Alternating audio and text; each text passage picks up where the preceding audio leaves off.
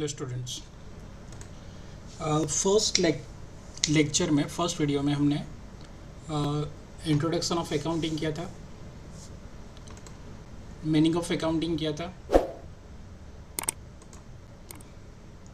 Clear? Meaning हमने दिया था American institute of certified public accounts का। तो अकाउंटिंग क्या है वो आपने समझा था मीनिंग के थ्रू। कैरेक्टरिस्टिक्स ऑफ अकाउंटिंग किया था हमने फर्स्ट लेक्चर में, और accounting cycle and objective of accountings.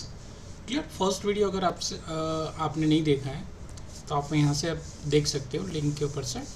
तो फर्स्ट लेक्चर में हमने introduction of accounting, meaning of accounting, characteristics of accounting, accounting cycle and objective of accounting किया था। नाउ आज के लेक्चर में हम देखेंगे advantages of accounting, limitation of accounting and qualitative characteristics of accounting. Clear? तो चलो स्टार्ट करते हैं आज का video. Now advantages of accounting. ना देखो, अकाउंटिंग के काफ़ी सारे बेनिफिट्स है, काफ़ी सारे एडवांटेजेस है, वो हम देखेंगे यहाँ पे। आपने ऑब्जेक्टिव ऑफ अकाउंटिंग देखा था, तो सारे ऑब्जेक्टिव जो है अकाउंटिंग के वो मोस्ट प्रोबेबली सारे हमारे एडवांटेजेस बन रहे हैं। तो वन बाय वन हम देखते हैं यहाँ पे। द फर्स्ट है रिप्लेसिंग द मेमोरीज। जो आपकी मेमोरीज है उसको रिप्लेस करती है। So many transaction take the place in the business, all the transaction can not be remember in our minds, so it return somewhere.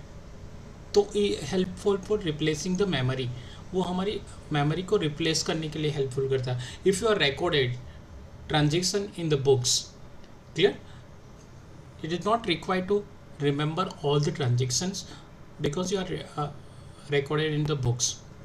Clear? So all the transactions are recorded in the books of accounts, so no need to remember all the transactions. Second, to know the profitability of the business. Now the accounting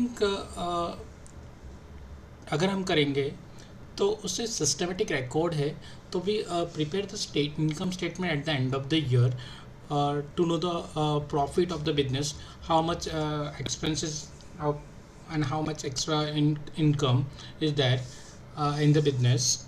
तो कितना expense हुआ, कितना income है, वो at the end of the year हम अगर देखेंगे कि इनकम और एक्सपेंस उसका देखेंगे तो हमें कितना प्रॉफिटेबिलिटी है वो हम जान सकते हैं। तो देखो यहाँ पे accounting is keep to proper and systematic record of all the business transactions. Income statement are prepared with this recorded and we are able to know the profit earn and loss suffer by the business. या profit होगा तो profit, या loss होगा तो loss, we can know at the end of the accounting year if you are maintaining the accounting. That is the advantages of accounting. Next, to know the financial status. To know the financial status means to know our financial position of the business. The balance sheet is prepared at the end of the accounting period. Okay. Now it reflects the true financial position of the business. Financial position means to status about the assets and liability of the business. We on particular date we can know our financial status, financial position of the business through the accounting. Clear? That is another benefits or another advantages of accountings. Now next is tax planning. They determine the tax size based on the quantum of transaction of the business. What the amount tax to be paid to respective period, it to determine with the help of accounting. If you are maintaining the accounting, then it is to help to how much tax is payable to government. It is also determined with the help of accounting. Clear? कितना tax, मैंने आपको example दिया था कि for example salary person है तो उसकी income fix है कि 50,000 सैलरी, तो 50,000 इंटू 12 तो उसकी इनकम पर 6 लाख हो गई, तो 6 लाख पे आपको कितना टैक्स पे करना है वो आप डिटरमाइन कर सकते हैं, एस्टिमेट कर सकते हो। बट बिजनेस की जो इनकम है वो सर्टन नहीं है, it is not certain income for businessmen. Therefore, if you are recorded and find out the profit or loss, then the tax liability is determined by the business. Valuation of business. In practice, sometimes the owner of sale of the on business to another persons. अगर पूरा business आपको sold out करना है तो उसकी valuation क्या है, MRP क्या है, आपके मैक्सिमम रिटेल प्राइस आप देख बोलते हैं ना, वो क्या है, उसकी सेलिंग प्राइस कैसे डिसाइड करोगे। Under this circumstances the what should be selling price of the business, accounting help to determine the selling price also. आपको सेलिंग प्राइस डिटरमाइन करने के लिए भी हेल्पफुल रहता है accounting, because it's a total amount receivable, total amount payable, total assets, total liability. From this we can determine our selling price. Clear? The valuation of business we can next decision making. From the accounting we can take the correct decision about the business for the management. It helpful to the management to take the correct decisions. Correct decision from the past result से ऊपर से हम correct decision ले सकते हैं. Specially account of company are use by the survey stake holders. काफ़ी सारे stake holders हैं like creditors, share holders, investors. The investment decision, जो भी investment decision like share holders है, इन्वेस्टर है, वो अपने खुद के डिसीजन जो डिसीजन है, इन्वेस्टमेंट डिसीजन है, it take from the accounting. आपको अकाउंटिंग थ्रू अगर कोई कंपनी कंटिन्यू लॉस कर रही है, अगर मुझे उसमें इन्वेस्टमेंट करना है तो मैं क्या सोचूंगा, ये तो कंटिन्यू लॉस कर रही है, वो हमको क्या कमा के देगी. क्लियर? तो we take the correct decision about the investment also and creditors, other stakeholder also. And now next as an evidence. Now the accounting is represent as a evidence in court also. Accounting as a record can also use as an evidence in a courts. These records are based on documentary proof, even entry supported by the authentic vouchers. जितने भी accounting है उसका एक supporting document होता है. वो supporting document जो है उसको हम वाउचर बोलेंगे. वो एज एन एविडेंस हम रिप्रेजेंट कर सकते हैं इन द कोर्ट्स ऑल्सो. ठीक है? And the court also accept the record as an evidence. इसका एक एडवांटेजेस है ये. नाउ नेक्स्ट है comparison with the past operational. ना देखो हमारा अकाउंटिंग हम पीछे के ईयर के साथ कंपेयर कर सकते हैं, लास्ट ईयर के साथ कर सकते हैं. बिफोर 10 ईयर्स अकाउंटिंग क्या है, 5 ईयर्स अकाउंटिंग जो था उसके साथ हमारा करंट ईयर का अकाउंटिंग हम कंपेयर कर सकते हैं.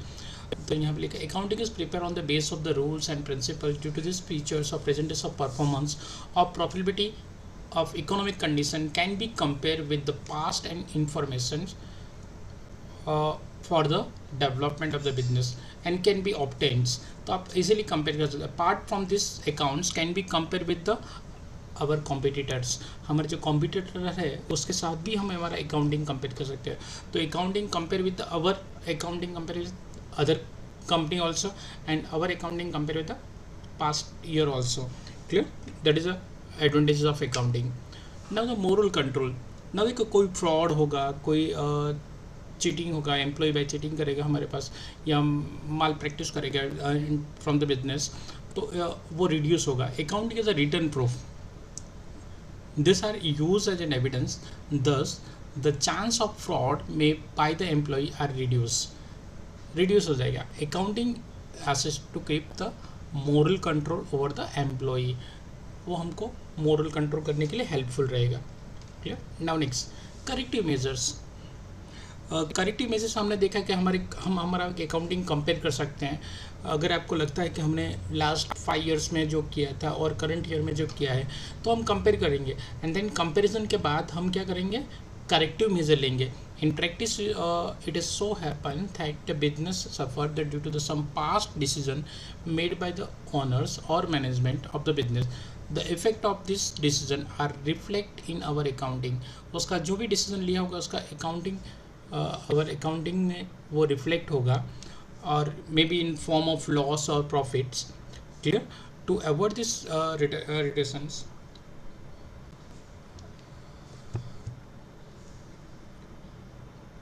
To avoid this recurrence of the such mistake, corrective measures and necessary care of journalists taken. तो corrective measures हम ले सकते हैं. तो ये सारी जो benefits है, advantages है of accounting है. Now limitation of accounting. हमने देखा advantages of accounting. Now limitations of accounting. इतने सारे एडवांटेजेस है अकाउंटिंग के, फिर भी इसके लिमिटेशंस है। तो हम पहले लिमिटेशन देखते हैं, non economic transactions. Now non economic transactions, आपको पता है economic transaction and non economic transaction. Economic transaction is recorded in the books of account, non-economic transaction are not recorded in the books of accounts. Now economic transaction is affected to business, but sometimes non-economic transaction is also affected to business in way of profit or loss, or in form of goodwill, कहीं ना कहीं हमको effect करेगा। तो देखते हैं non economic transaction, but non economic transaction is not recorded in the books of accounts. That is a limitation of accounting. Clear? Next, a stable value of money. Now देखो accounting assumption that value of money is stable, कभी वो change नहीं होने वाली, वो stable रहने वाली। But due to the inflation price of assets increase, but not recorded in the books due to the price. Like before 10 years हमने जो लैंड ली थी उसके प्राइस आज क्या हो गया आपको पता है?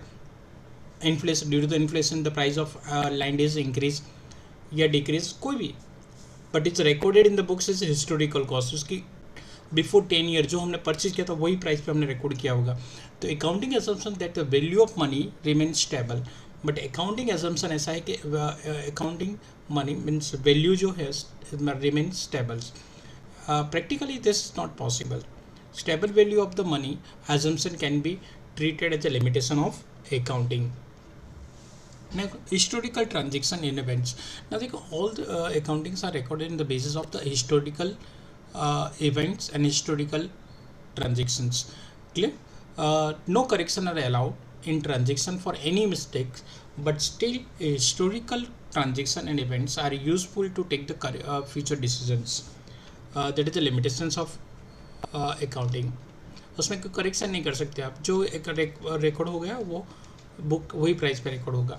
एविडेंस ऑफ मार्केट वैल्यू हमने आगे देखा, हिस्टोरिकल कॉस्ट प्राइस पे रिकॉर्ड करेंगे। लाइक बिफोर 10 year हमने जो प्रेजेंटेशन किया था वो जो प्राइस पे रिकॉर्ड किया था वही प्राइस हम यहाँ पे शो करेंगे। तो evidence of market value, the value of assets keep on changing, the market price keep on changing in accounting। से मार्केट प्राइस भी चेंज होती रहेगी, या इंक्रीज होगी या डिक्रीज होगी। लाइक इन्वेस्टमेंट है, लैंड, बिल्डिंग, वो प्राइस सबकी प्राइस अप डाउन हो रहती है, तो वो हम रिकॉर्ड नहीं करेंगे। जब हमने परचेज किया था वही प्राइस पे करेंगे। The market value is ignore, only actual cost based on treatment are given. Actual cost क्या थी हमने at the time of buying और सेलिंग, वही रिकॉर्ड करेंगे बुक्स ऑफ अकाउंट्स में। That is the limitation of accounting.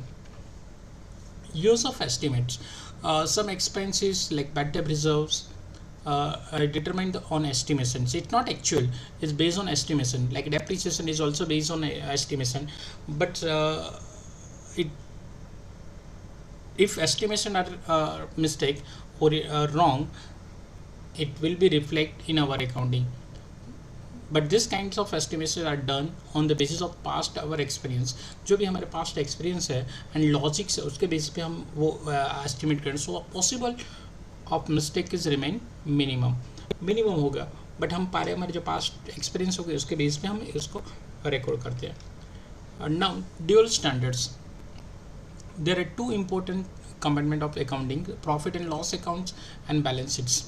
Profit and loss accounts जो है which is known as a income statement is prepared on current price पे, वो current price पे record करेंगे। Like salary paid, rent paid, wages paid, office expense paid, वो current price पे जो हमने पे किया, अभी पे किया, वो उस प्राइस पे रिकॉर्ड करेंगे।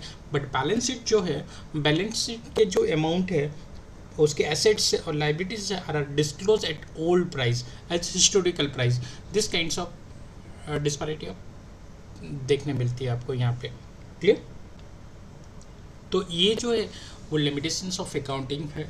आपने देखे advantages of accounting and limitations of accounting.